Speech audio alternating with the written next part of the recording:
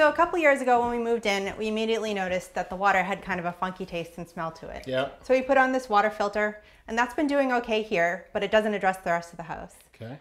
It's also a little bit bulky. It makes it hard to wash looks dishes. beautiful. Yeah, it doesn't look that great, and it also takes a few minutes before the filtration system starts to work. So we're looking for a more permanent solution. So what are you doing? I'm going to give you a taste. Is this the filtered or unfiltered? See if you can figure it out. Can I trust you? I mean, that's not bad. Okay, try this one.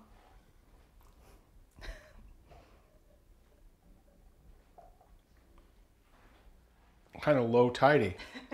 That's a good description for it. I think I have a solution. Come on, let's go. Great. All right, down your basement, here's the main water feed that comes into your house right here. There's an old shutoff valve, looks like, right here. We don't want to touch that. There's a nice new ball valve. I'm glad you have that. Did you know that this was here? I did. Every homeowner should know, just in case. Yeah. All right, your water meter's right here. And now the water comes through this pipe right here and goes out to the whole house. What I want to do is cut into this and do it in two parts. We're going to start with a pre-filter.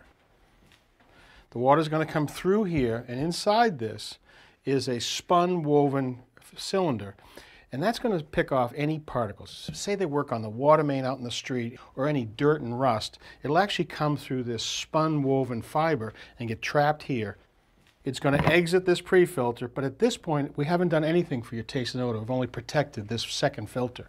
Now inside this big canister here, it's actually filled with granulated activated carbon, which is really no different than what you had upstairs. And what it looks like is this. You can see this, the black is actually the granulated carbon, and that'll actually, as the water passes through it, it'll clean up taste and odor and really sweeten the water. So now all I have to do is pipe it all in. I'll attach a piece of plywood to the brick wall using a masonry bit and concrete screws. That'll serve as a nice base to mount the bracket for the pre-filter. It's important to clean the pipe before making any connections. If the pipe is not cleaned before soldering, the metal solder may not fill the joint properly. This house doesn't have a drawer off down in the basement, so we'll do it the old-fashioned way by cutting into the pipe and draining the excess water into a bucket.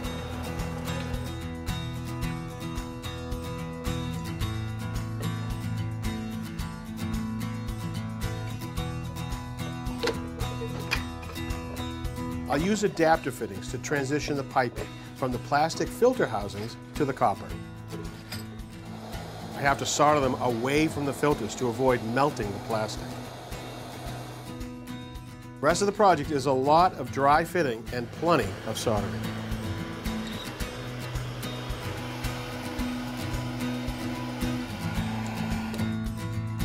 There we go. All right, time to say hello to your new filter system. All right, cut the T's in right here on the main water line, comes down through right here on its way to the pre-filter. I put a shutoff valve, and that's a ball valve.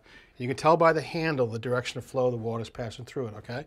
Goes through, comes down, goes through the granulated activated carbon reservoir right here, leaves here, now it's sweet water, clean, right through here, again another shutoff valve, and then it goes out to the house. Now here's your shutoff so that it should always be in the open position, but you notice this one I added right here, it's always closed.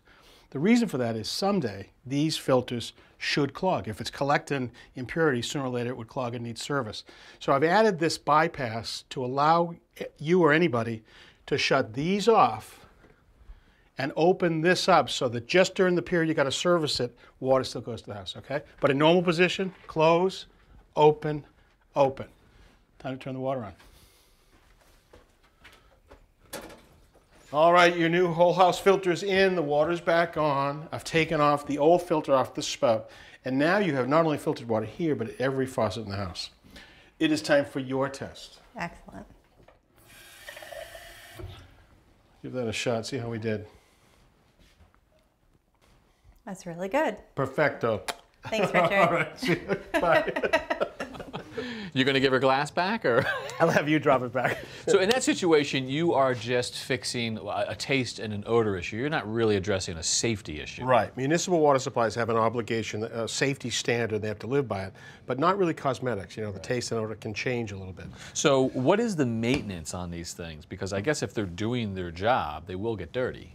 Depends. Depends on the water quality, meaning at this first place, if the water's got a lot of impurities or particulate, it's going to stick here, and over time it just gets more and more condensed.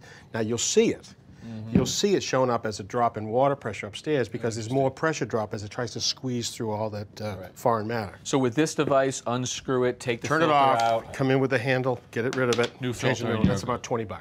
That's a little more complicated. How long is this going to last us before it either clogs up or is no longer effective? And when it does, what do you do about it? Again, that depends on the water quality. Manufacturer says about 5 years you should look at it because there's a fair amount of mass in here of all that particulate, so it'll take a while to clog. If you have to change it, there's two choices. One is to break these units, put a whole new unit in, and that's pretty expensive. Because you're buying actually this thing. That's right, the stainless steel and all of it. So now you can also just take this apart, clean out all the goop, all the old carbon, dump it, and then recharge it with a new load, and you're back in business. Cool. All right. Well, good information, and good that it's no longer low tidy.